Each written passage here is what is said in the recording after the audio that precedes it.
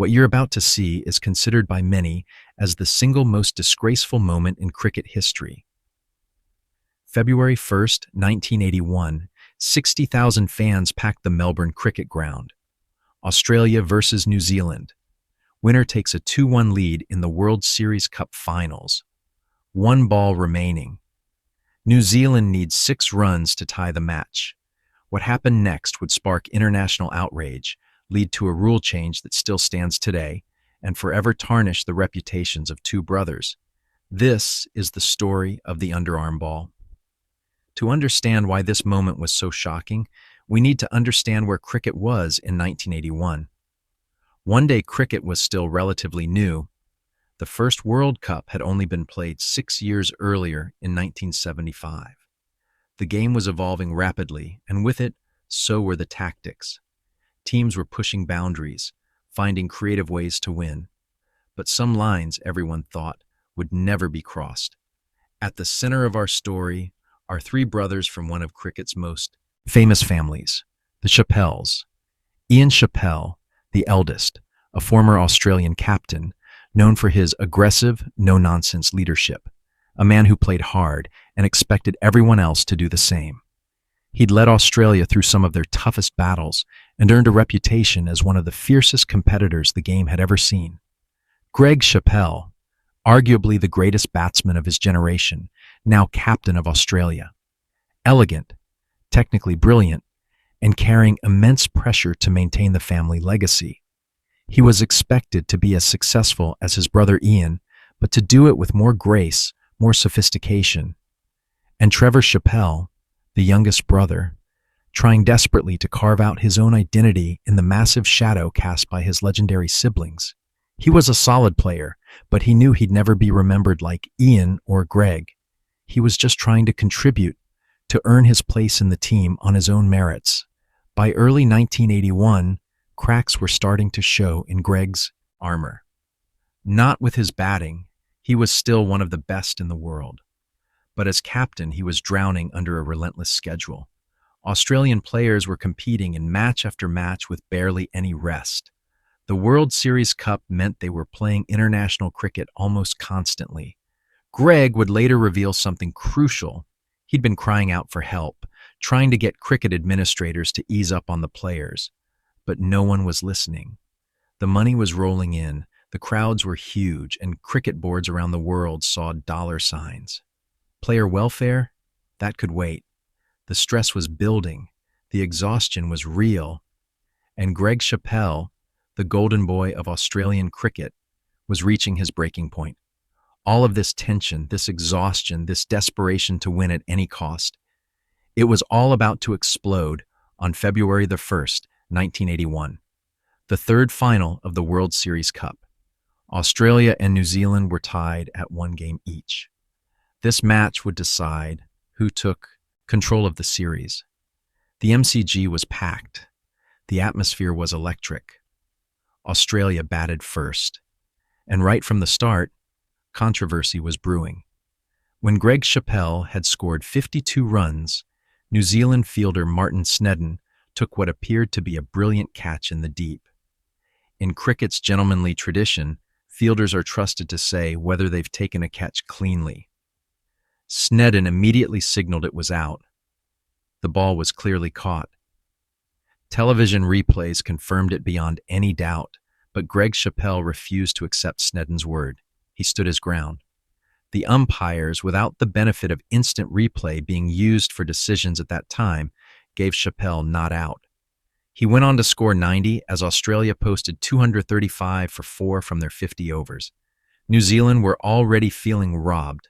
Martin Snedden would later say the decision left a bitter taste. They felt cheated. And the day was about to get much, much worse. New Zealand's chase started poorly. Wickets fell at regular intervals. The asking rate climbed. Hope was fading. But cricket has a funny way of creating drama when you least expect it. By the time the final over began, New Zealand needed 15 runs to tie the match, just to tie, not even to win. They still had 2 wickets in hand, but they needed a miracle. Trevor Chappell was given the ball to bowl the final over. the youngest Chappell brother, the one always in the shadows. Now with the match on the line, his captain, his own brother, was trusting him with the most pressure-filled over of his career. Trevor had already taken 2 crucial wickets in this match, dismissing the dangerous Richard Hadlee and Ian Smith. He was bowling well, but 15 runs in 6 balls? New Zealand would need to hit boundaries. They'd need to take risks. The over began. Trevor bowled tight. New Zealand managed to score runs here and there, but boundaries were hard to come by at the massive MCG. As each ball passed, the equation became more desperate. Finally, the 5th ball of the over. It was hit for a single, 1 ball remaining. Brian McKechnie on strike, New Zealand's number 10 batsman, primarily known as a bowler and not a big hitter. 6 runs needed to tie the match. Now, let's be honest here. Hitting a 6 off the last ball to tie the match at the MCG, one of the world's biggest grounds, with a proper bowler bowling, against a fielding team that would have every fielder on the boundary. The odds were astronomically against New Zealand. This wasn't a realistic possibility. Australia had virtually won, but cricket doesn't work on logic alone, it works on hope. On those impossible moments that happen just often enough to keep you believing, and Brian McKechnie was walking to the crease with that tiny sliver of hope. As McKechnie prepared to face the final ball, something strange happened at the bowler's end. Trevor Chappell was in his run-up position when suddenly his brother Greg, the captain, called him over for a discussion. The crowd watched, confused. What could possibly need discussing now? The match was all but won. Greg Chappell spoke to Trevor. The exact words weren't picked up by microphones, but the instruction was clear. And then, to the absolute shock of everyone watching, Trevor Chappell walked back to his mark, stopped, and instead of running in to bowl normally, he walked up to the crease and rolled the ball along the ground underarm, like a lawn bowl, like you're playing in your backyard with children. The cricket ball rolled slowly, pathetically along the pitch. McKechnie, bat raised ready to swing at what he expected to be a normal delivery, could only watch in disbelief. The ball reached him still rolling on the ground. He blocked it with his bat, then immediately threw his bat away in disgust. The crowd erupted, but not in celebration, in outrage. 60,000 people booing. The sound was deafening. McKechnie stood there, shaking his head in disbelief. New Zealand captain Jeff Howarth came onto the field, his face a mixture of fury and shock. The New Zealand players were stunned. Some of the Australian players looked uncomfortable, unsure of what had just happened, because what had just happened was technically legal. The laws of cricket at that time didn't specifically forbid underarm bowling in limited overs cricket. It was an archaic method, something from cricket's earliest days that everyone assumed had been left behind as the game evolved. But it wasn't explicitly banned. Greg Chappell had found a loophole, and he'd exploited it. Ian Chappell, watching from the commentary box, was horrified. This was his brother, his family's legacy.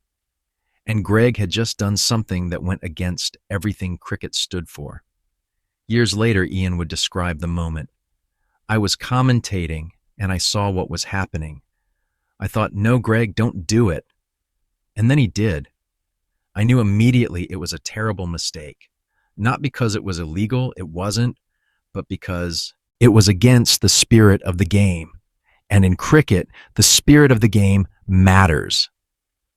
The Australian dressing room was silent. Dennis Lillee, one of cricket's toughest competitors, was reportedly furious. Rod Marsh, the wicketkeeper, looked ashamed. These were players who'd won matches through brilliance, through skill, through outplaying their opponents. Not like this. Never like this. Trevor Chappell would later say he immediately regretted following his brother's order. But in that moment, with your captain, your older brother, telling you what to do, he felt he had no choice. The youngest brother, once again, doing what he was told by his more successful sibling. Australia had won the match. But at what cost?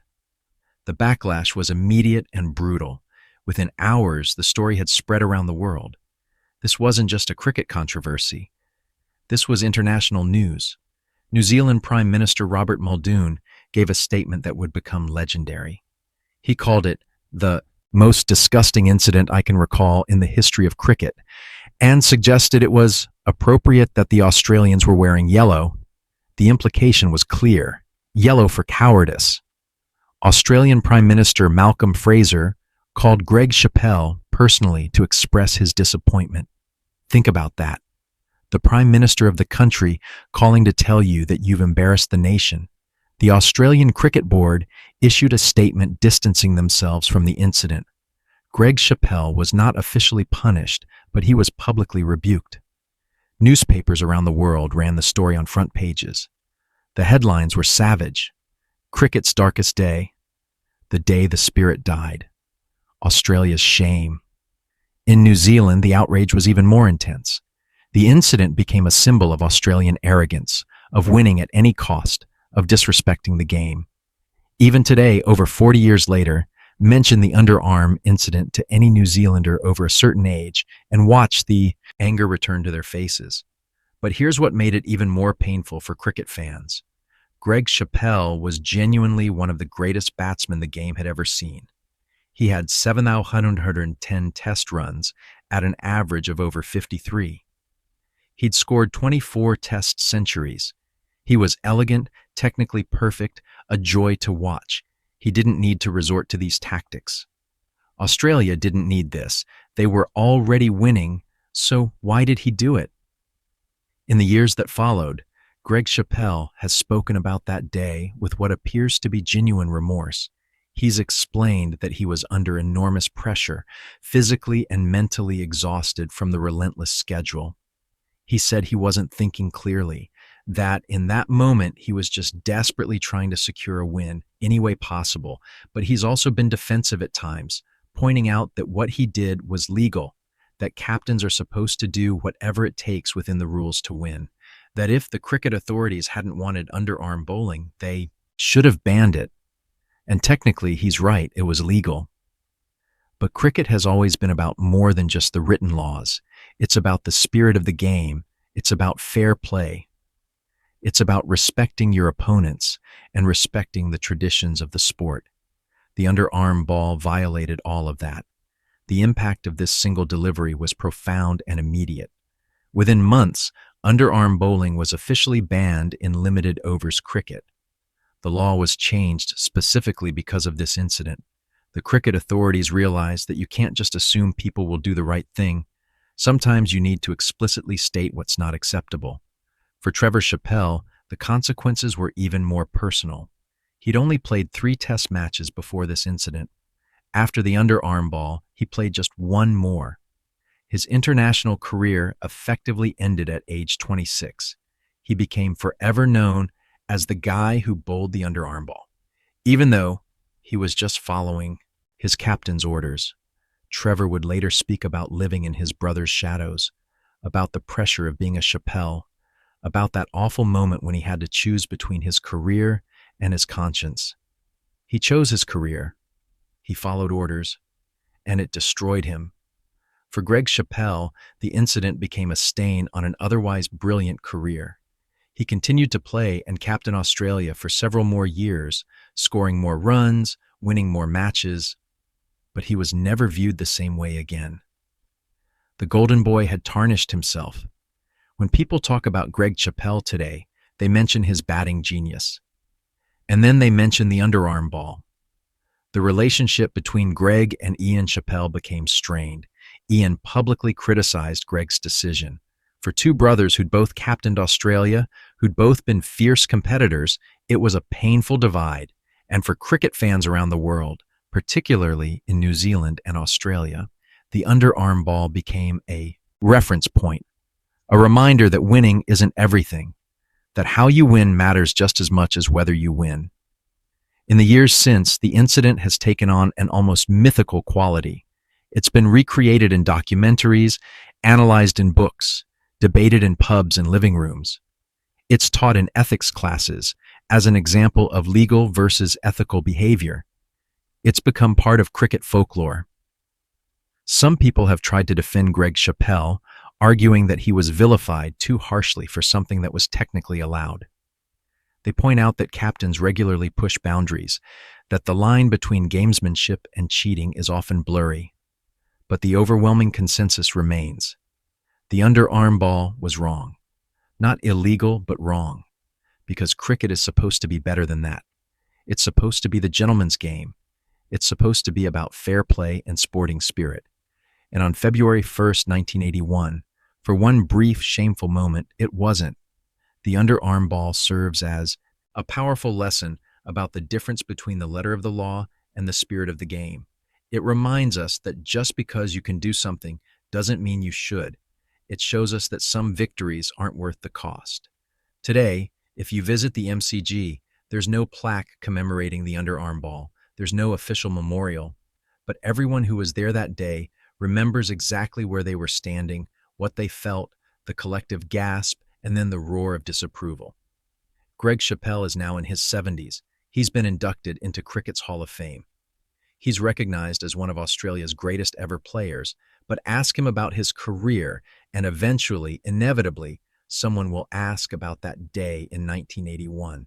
And you can see in his eyes, even now, the regret, the knowledge that one decision, one moment of poor judgment under pressure, became the defining moment of his captaincy. Trevor Chappell lives a quiet life, largely out of the public eye. He gave cricket everything, only to be remembered for 6 seconds of rolling a ball along the ground. Brian McKechnie, the New Zealand batsman who threw his bat away in disgust. He became a rugby international, representing New Zealand in a different sport, but he never forgot that day at the MCG. And New Zealand cricket fans? They'll never forget either. Even now, over 40 years later, the underarm ball remains the ultimate symbol of sporting betrayal. Trans-Tasman cricket, matches between Australia and New Zealand, carry an extra edge, a historical weight that traces directly back to February 1st, 1981. The underarm ball changed cricket forever. Not just the rules, but the conversation around sportsmanship and ethics. It forced cricket administrators to think more carefully about the spirit of the game. It became a case study in what happens when the pressure to win overrides basic sporting values. In the end, the underarm ball is remembered not because Australia won that match. Most people have forgotten the final score, but because of what it represented. A moment when cricket lost its way. When the pressure of professional sport, the exhaustion of constant competition, and the desperation to win at any cost collided with the game's cherished traditions. It's a reminder that in sport, as in life, how you conduct yourself matters, that respect for your opponents, for the game, and for yourself should never be sacrificed, even when victory seems to demand it. Cricket learned that lesson the hard way on February 1st, 1981, and it's a lesson the sport has never forgotten. This was the story of cricket's most shameful moment, the day the underarm ball was bowled, the day that changed cricket forever.